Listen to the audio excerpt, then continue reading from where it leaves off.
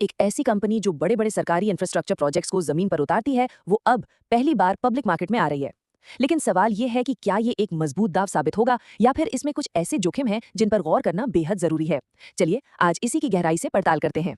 इस पूरी पड़ताल के दौरान हम सबसे पहले देखेंगे कि आखिर ये मौका है क्या, फिर कंपनी को करीब से जानेंगे, आईपीओ के नंबर्स को समझेंगे और फिर इसकी ताकत और कमजोरियों दोनों को तौलेंगे, ताकि आखिर में ये साफ हो सके कि एक निवेशक के लिए इसमें क्या सही है और क्या नहीं। तो कहानी शुरू होती है लखनऊ की एक कंपनी से जो ईपीसी सेक्टर में काम करती है। अब ये ईपीसी क्या है? इसका मतलब है इंजीनियरिंग, प्रोक्योरमेंट और कंस्ट्रक्शन। आसान शब्दों में कहें तो किसी भी बड़े इंफ्रास्ट्रक्चर प्रोजेक्ट को डिजाइन करने से लेकर उसके लिए सारा जरूरी सामान जुटाना और फिर उसे जमीन पर खड़ा कर देना, ये सारा काम यही कंपनी संभालती है। तो चलिए अब इस कंपनी की कहानी में थोड़ा और अंदर चलते हैं, देखते हैं कि ये कहां से शुरू हुई और आज किस मुकाम पर खड़ी है। देखिए, 1997 में जब ये कंपनी शुरू हुई थी तो इसका मेन काम था फायर प्रोटेक्शन सिस्टम्स लगाना। लेकिन सीईओ श्री रजनीश चोपड़ा के आने के बाद कंपनी का दायरा बहुत बड़ा हो गया। आज की तारीख में ये 400 केवी के बड़े बड़े पावर सबस्टेशन और सोलर पावर प्लांट जैसे बड़े प्रोजेक्ट्स भी बना रही है। और हाँ, इसका सबसे बड़ा ग्राहक कौन है? सरकार और सरकारी कंपनियां। अच्छा, अब आते हैं उस हिस्से पर जिसका सबको इंतजार रहता है, यानी आईपीओ के नंबर्स।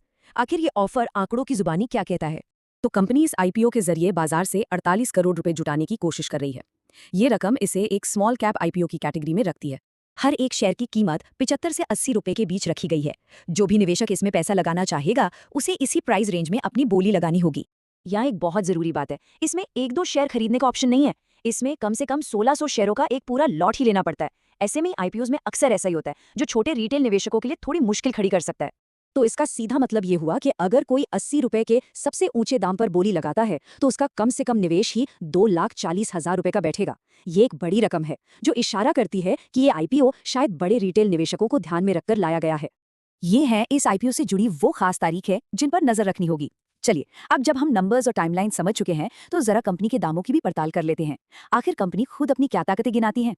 तो वो कौन सी बातें हैं जो इस कंपनी को एक आकर्षक निवेश का मौका बना सकती है? कंपनी का कहना है कि उसके पास 400 केवी जैसे बड़े और कॉम्प्लेक्स प्रोजेक्ट्स को पूरा करने का अनुभव है। ये वाकई एक बड़ी बात है, क्योंकि ऐसे प्रोजेक्ट्स हर किसी को नहीं मिलते।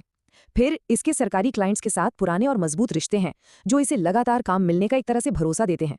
और क्योंकि ये इतने सालों से इस फील्ड में है, तो इसके पास सप्लायर्स का एक ऐसा नेटवर्क भी है जो इसे सही दाम पर माल दिलवाता है। ये सारी बातें मिलकर एक बहुत ही अच्छी तस्वीर पेश करती हैं। लेकिन जैसा कि कहते हैं, हर सिक्के के दो पहलू होते हैं, तो कहानी का दूसरा पहलू देखना भी उतना ही जरूरी है। वो क्या जोखिम है जो इस अच्छी तस्वीर पर सवालिया निशान लगा सकते हैं? और यहाँ एक सच में चौंकाने वाला आंकड़ा सामने आता है। कंपनी की जो कुल कमाई है उसका लगभग 99%, जी हाँ 99% रेवेन्यू सिर्फ और सिर्फ एक राज्य उत्तर प्रदेश से आता है। जरा सोचिए, अगर कल को उस राज्य की आर्थिक नीतियों में कोई बड़ा फेरबदल हो जाए या वहां इंफ्रास्ट्रक्चर पर सरकारी खर्चा कम हो जाए तो कंपनी पर कितना सीधा और गहरा असर पड़ेगा। ये तो बहुत ही बड़ी भौगोलिक निर्भरता है। और ये निर्भरता सिर्फ एक राज्य तक ही सीमित नहीं है, बल्कि कुछ गिने चुने ग्राहकों पर भी है। कंपनी का 65% से ज्यादा रेवेन्यू सिर्फ एक ही ग्राहक से आ रहा है और 94% रेवेन्यू सिर्फ टॉप 3 ग्राहकों से।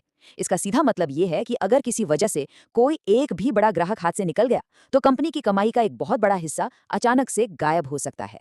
और ये स्लाइड इसी दुविधा को बहुत अच्छे से सामने रखती है। देखिए, सरकारी रिश्ते जहां एक तरफ कंपनी की सबसे बड़ी ताकत है क्योंकि वो लगातार प्रोजेक्ट्स लाते हैं, वहीं दूसरी तरफ यही रिश्ते एक बड़ा जोखिम भी है। सरकारी पेमेंट्स में अक्सर देरी होती है और नीतियां बदलने का खतरा तो हमेशा ही बना रहता है। ये चीजें कंपनी के कैश फ्लो और पूरी प्लानिंग को बुरी तरह से प्रभावित कर सकती हैं। अब जरा इन वित्तीय जोखिमों पर भी एक नजर डालिए। पहला है नेगेटिव कैश फ्लो, मतलब पिछले 3 सालों से कंपनी के बिजनेस को चलाने में जितना पैसा आ रहा है उससे ज्यादा बाहर जा रहा है।